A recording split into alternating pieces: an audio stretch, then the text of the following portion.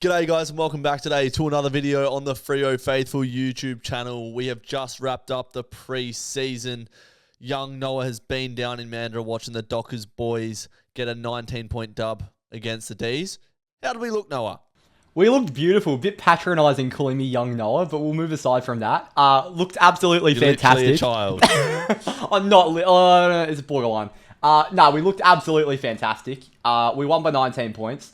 We got very lucky in terms of how many scoring shots the Demons had compared to us. I mean, it was 35-29 in the end. If Melbourne converted a little bit straighter, which they probably will throughout the year, we could have had in all sorts. But we got ourselves out to a big lead when it mattered. We were up by as much as 36, or actually, I think we were up by 40 at one stage. So I thought we looked really good. There were some good signs from some players that we had a few concerns about in the preseason, and obviously just some really good performances as well, vying for that round one spot. So yeah, overall quite happy.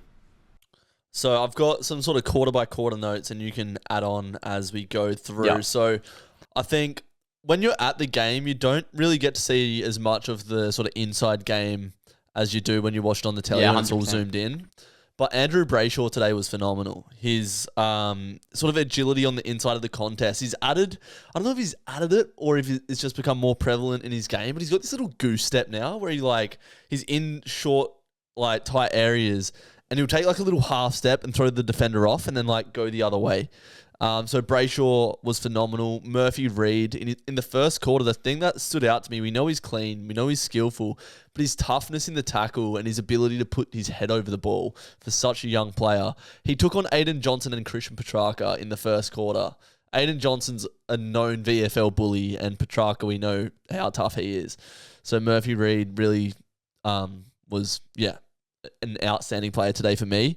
Did you want to speak on those two to start? Yeah, Andy Brayshaw, I'm happy you brought him up because I probably wouldn't have. I thought Caleb Sarong was probably the main guy in the midfield, which I noticed at the game. But Andy, if you said he had a good game, I mean, he didn't make any mistakes. It wasn't like I was going to say he had a bad game. I mean, 1 goal, 22 touches.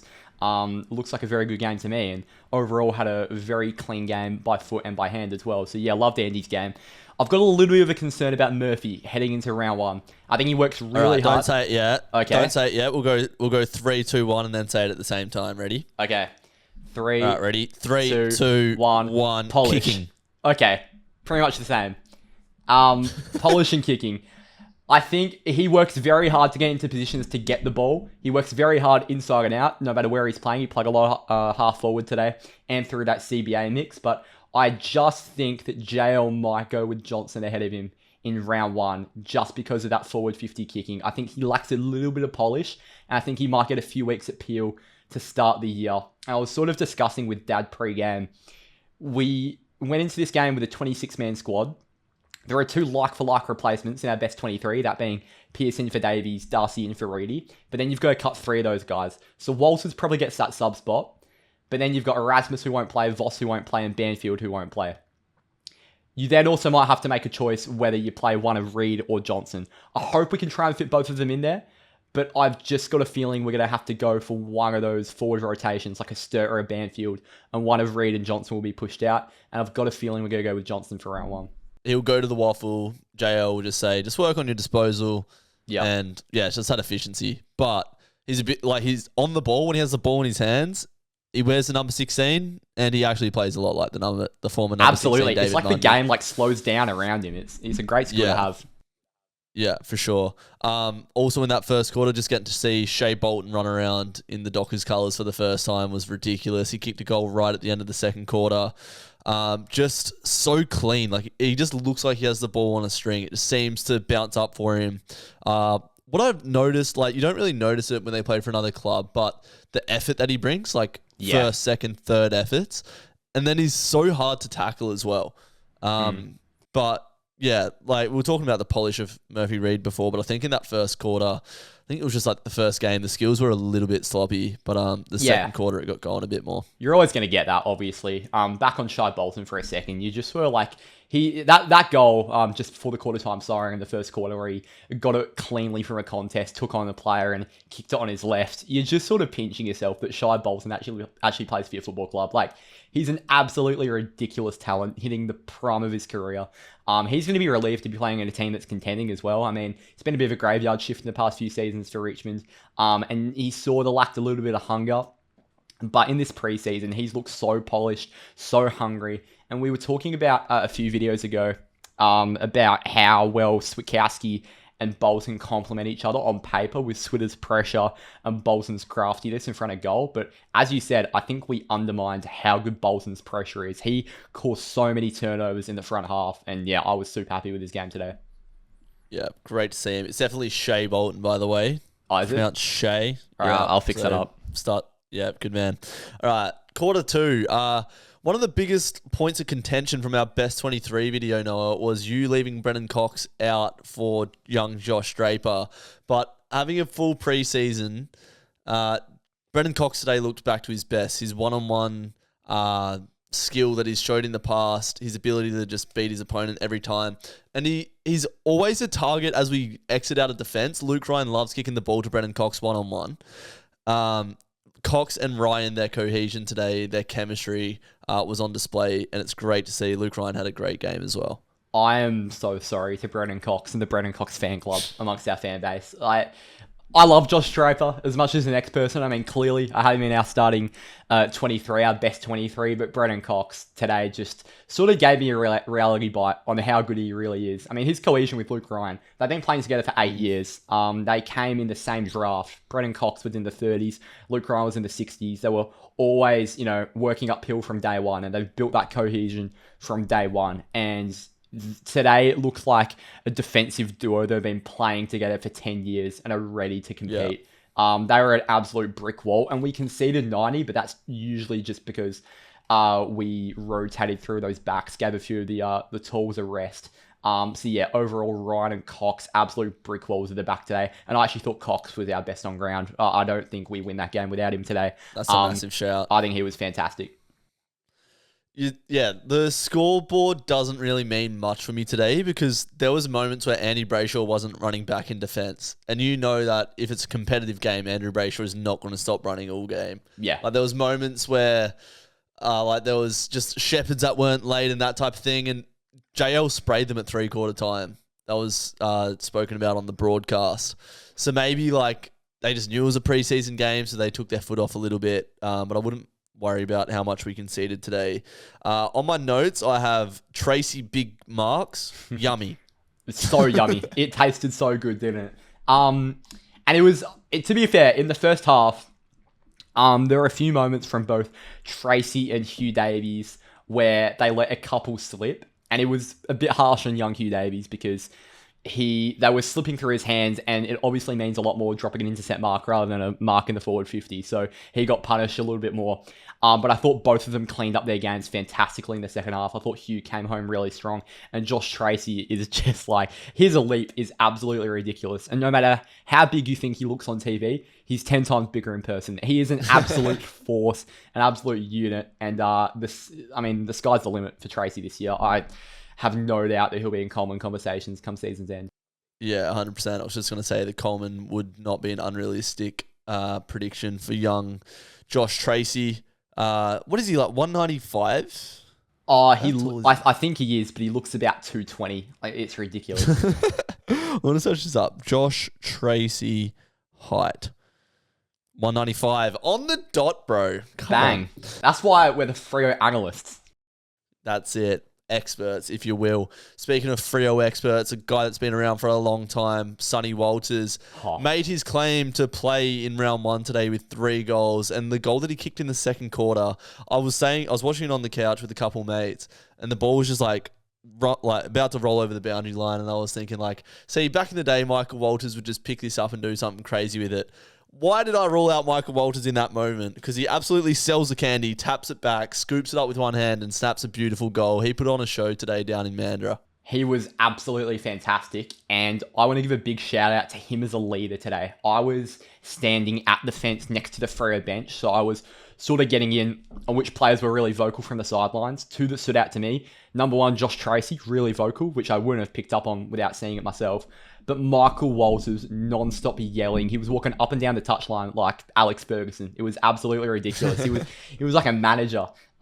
He was screaming at the wingers. He was getting into Nathan O'Driscoll, just telling him to watch his areas. Heath Chapman was getting, not a spray from him, but he was just yelling so much. Such a leader, and he's such a vibrant sort of guy to have down on the bench. The guys love talking to him. He's always smiling, always in a good mood, and he comes on the field and he just produces some of that magic. We should never rule him out from producing, because these sorts of players don't come around very often. And, what do they say? Form is temporary, class is permanent. And, it showed That's today. it. Yeah, one of the all-time greatest. And we're talking about a preseason game here, but like Walters has sort of been like forgotten about, or not forgotten about, but discarded with Shea coming in and the emergence of guys like Frederick and Switkowski over the last couple of years. But like, I think that competition for spots now, it's going to get the best out of Walters, and he probably won't play 23 games this season, but like when he comes in, he's going to be providing a lot. So it was great to see. My best on ground today was Luke Jackson. He was unstoppable today, like around the ground, with Liam Reedy playing that primary ruck role. For people that say that the Sean Darcy and Luke Jackson combo doesn't work, when you see how much of an impact Luke Jackson had around the ground, in the middle, moving the ball forward, he hit the scoreboard.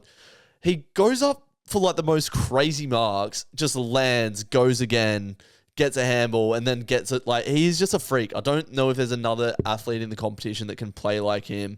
And there was news that broke halfway through the game. Ridiculous.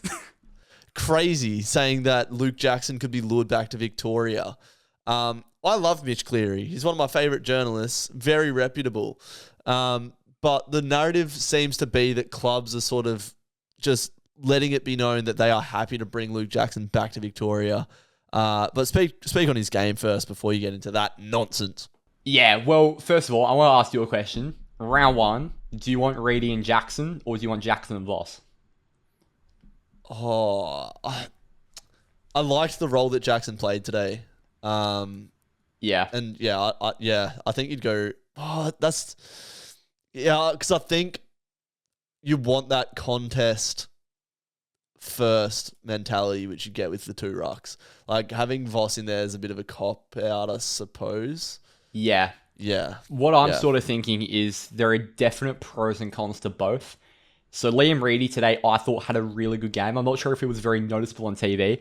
Gorn gave him an absolute bath in the hit-outs, but the contest that Reedy provided, complementing really well with Jackson, Amish, and Tracy, was so noticeable at the game. He was working really hard up and down the wings, just pressuring some of the smaller guys. So Reedy's work rate today was absolutely fantastic.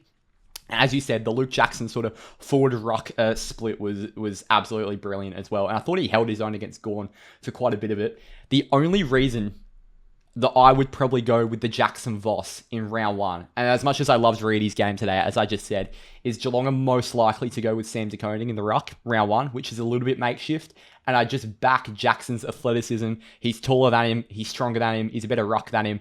And I think we could get so much more explosiveness from the middle, having Jackson as a full-time ruck, which obviously would then mean Tracy has to chop out. So there's pros and cons to both. Yeah. But yeah, that's definitely a discussion the panel will have to have. But yeah, I loved Jackson's split today.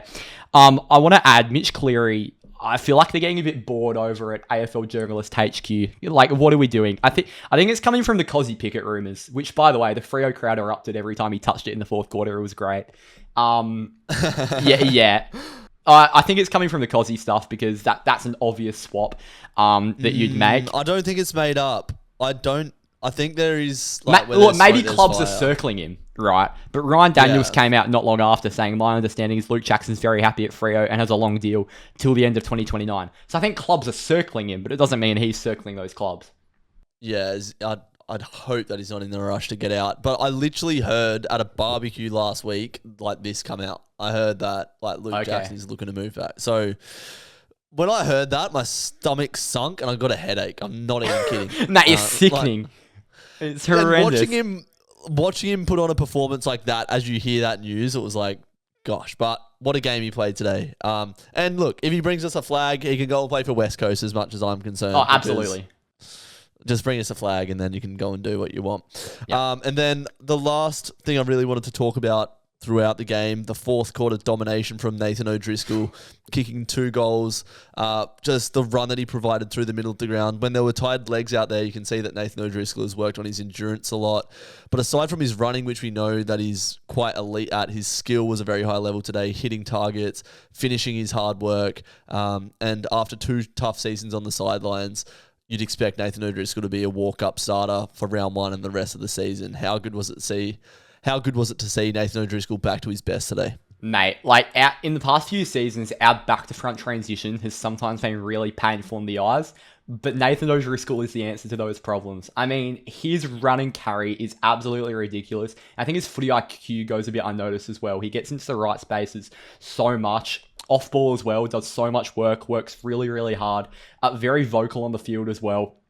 And everything Nathan O'Driscoll did today was just absolutely brilliant. The 2 goals, I mean, it's so weird the knack he has for a left footer to be better on the other half forward flank or pocket or whatever. He's so good in front of goal. He probably likes those Peel goals as well because he's undeservedly been playing down at Peel so much over the past few years. But yeah, kicks so well today. I thought his field kicking, I was at an intra club a few weeks ago and his field kicking was dreadful. I was getting a bit worried, but he reassured me today. His field kicking was so good. Rarely missed a target and yeah, he covered so much ground. I mean, he covered 386 meters. He barely played it in the first quarter, so that's pretty much a 3-quarter performance. Yeah, unbelievable. What did you say? He covered 386 meters? Yeah. What do you mean? What does that mean? Meters gained. Oh, right. Yeah. Gotcha. Nice. So that's what, 2 and a bit field, something like that. Yeah. You said Nathan O'Driscoll, at the intra-clubs really stood out to you, and maybe he was missing those kicks just because they were, high training loads or whatever. I went to 3 intra-clubs. First 2, he was best on by a mile. The third one, his kicking was very sore on the eyes. So just looking through the squad today, Brandon Walker just didn't really do anything wrong, just was pretty solid. Chapman the same. Jordan Clark had plenty of it. But yeah, those guys didn't really stand out to me, but they're established now, I think. So you sort of know what to expect from them. Yep. Cox and Ryan we spoke about. Jeremy Sharp didn't do a great deal, but he just provides that run. Didn't have a bad game by any means. I think we've spoken. Oh, go on. Yeah, a quick watch on Jeremy Sharp. He was off for a lot of the fourth. I'm not sure if the TV coverage picked it up, but he looked very sore, was getting rubbed down. So I hope he's okay for round 1, but he looked in absolute agony on the bench. And I want to give one big shout out to Carl Warner, who only played for pretty much a quarter. Was it only a quarter or was it a quarter and a half? But he racked up... I think he played 2. Okay, he racked up 12 disposals, 6 marks, and some of his inside 50 kicking was absolutely brilliant. He's really going to force Corey Wagner to... who had a good game, don't get me wrong, Corey Wagner, but Carl Warner's going to be right up his backside. 100%. I thought Warner was really good today.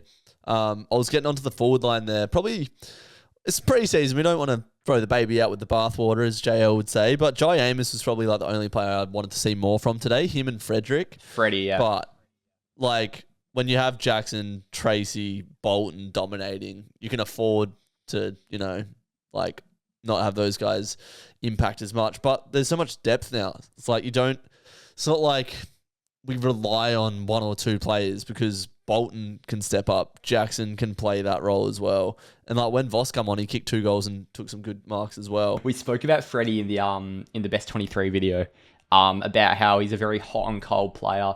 I personally sort of called him a bit interchangeable. Then I got woken up in the All-Stars game where he was fantastic and kicked 3 goals. Yeah. So yeah, he's a very hot and cold player. He's going to have something one of these days because I definitely thought he was our weakest link today. But you're also going to be rudely awakened in round 2 or round 3, whatever. He'll pop up with 4 or 5 and just bring an absolute live wire to that forward line. 100%. Wagner, just again, every time I watch him play, I'm impressed. And yeah, that pretty much rounds it out, really. Neil Erasmus came on, sort of just a classic Neil Erasmus performance. Got the ball a couple times, didn't sort of mesmerize me with it, but let's just hope he finds his feet eventually. But I don't think he's going to be in the best 23. And that rounds it out. Any other thoughts from the game today, big man? Yeah, poor guy Raz, because Murphy's definitely jumps him in the pecking order now, and now it's I think so. Now it's the split between like who do you play, Johnson or Reed, and it's probably Johnson for round one. But then Erasmus was previously next up. Now it's probably Reed who's above him at Peel, and I mean, look, Brody isn't above him, but Nat Fyfe probably is in JL's eyes. So Erasmus is slowly falling down the pecking order, which I'm sad about. I'm not sure about his future at Freo, but look, if he ends up taking a chance, if he ends up getting a chance this year, he needs to take it. Yeah, 100%. It only takes one injury. Yeah.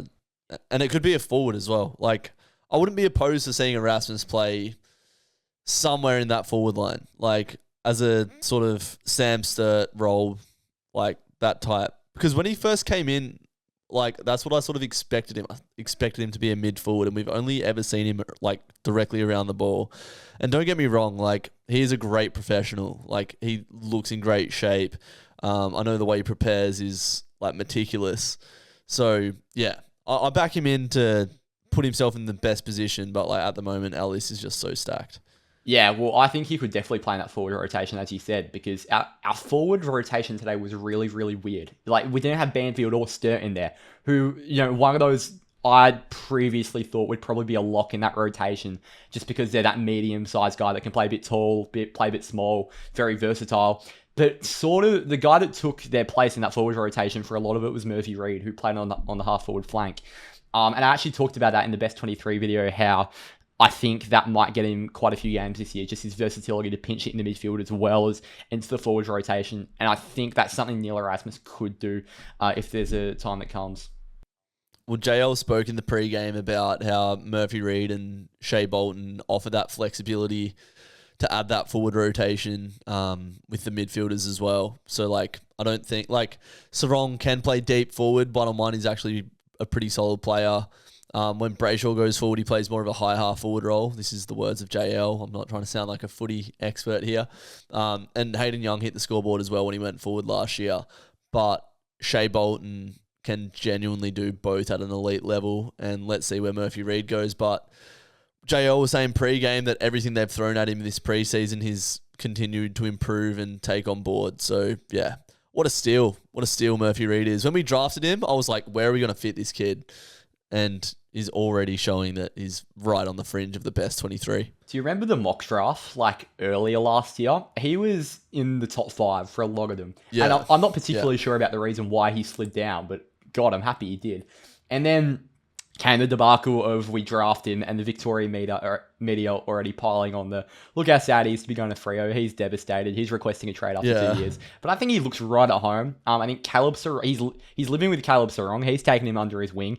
And overall, he just looks quite happy out there, quite dedicated. And I really hope he ends up finding a spot in our 23 soon enough. If I was to live in Caleb Sarong's house, I would move back tomorrow. So I wouldn't be leaving anytime soon. Absolutely, mate. It's a blessing. Yeah. No, he looks right at home. When he got drafted as well, his like parents were stoked for him. They were just like, "Oh, mate, we love Perth. Like, get over there, go." You know what I mean? So yeah, like, absolutely. Their family is supportive of it. Like, when you look at Adam Cherry getting drafted, the moment he got drafted, his face dropped, and his mum was like upset. Yeah, like, I know. Wow. He was never staying. Same with Lockie Weller. Like, he was never staying. There were a few draftees over the years where you just knew they were going home straight away. And yeah, the Vic media sort of just piled on the straight-faced Murphy Reed immediately. But nah, he looks quite happy here. And hopefully this doesn't get clipped up in 3 years when he requests a trade.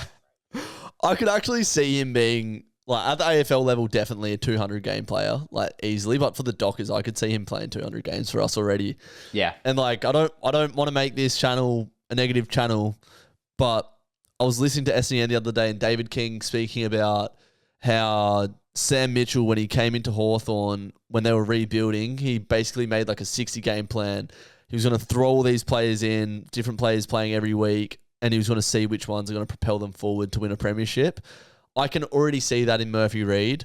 And there's some players that we've spoken about. Most of them I do. Like, I think 90% of these players we've spoken about today, but there is a couple that I'm like, I don't think he'd be there on grand final day. Yeah.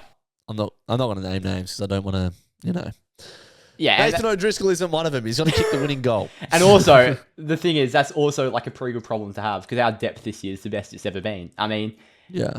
a guy like Quinton Narkle is not even getting a sniff. I'm not sure if he's fully fit, but he's not getting a sniff even in the emergencies at the moment, which just screams our forward depth. As we were speaking about, the midfield, where does two-time Brownlow medalist, the greatest Fremantle Docker of all time, Nat Fyfe fit in? Yeah. Like, it's ridiculous. The back stocks are really the only ones that sort of concern me. I mean, Hugh Davies is our only deputy, and from there, Luke Ryan's our fullback. So, that's the only thing that really concerns me in our depth. Yeah. But yeah, I agree with you. I think 90% of this team will be there on grand final day, hopefully propelling us to a flag. But Murphy Reed is definitely one of those. 100%. So throughout this week, there will be content coming out on YouTube and Instagram. UCAT is literally in year 12. I have a busy life as well. So Freo Faithful is always at the forefront of our minds. We also have our own YouTube channels to run, and like UCAT has homework. He's got to pack his lunchbox. Right, he's got to polish his shoes. I don't know. I'm trying to get certain things going in my life as well. So sometimes the content might not be as consistent, but once the season gets rolling, it should just work like clockwork. So we'll get through this sort of opening round week. And then, we'll look forward to Geelong. There'll be previews out, that type of thing. And fan cams. We ran our first fan cam tonight, Noah, and it went great. It went fantastically. I actually couldn't get on because, unfortunately, my phone was dead on the train back home from Mandurah. But that was okay. Drew's told me it went really well, and I'll watch it back after this podcast. So the premise of this whole channel is that, let me emphasize, it is not about me and you, Kat. It is the voice of the fans. So we want you guys to get involved. We'll start opening up like Q&A segments where we discuss your topics on the podcast as well, and just videos in general. But on the fan cams, we want you guys to hop in after the game and have a chat with me and Noah. Tonight, we only had a couple people and neither of them were Freo fans. So we want to get you guys involved. After the game, come have a yarn with me and you, Kat, and we can talk all things Freo. But yeah, keep an eye out for that after the Geelong game. UCAT will be running that because I'll be in Geelong watching the game. Keen. Beautiful. All right. Keep your eyes peeled to the channel. Make sure you go check out the Freo Faithful Instagram. We're a lot more active on there, sort of day to day with Freo news. So keep it locked to that. And let's keep going, trudging along. Opening round this week. Footy is officially back. Let's go. We'll see you in the next one. Thank you for watching. Matt, I thought that was it. Wait, cut that out.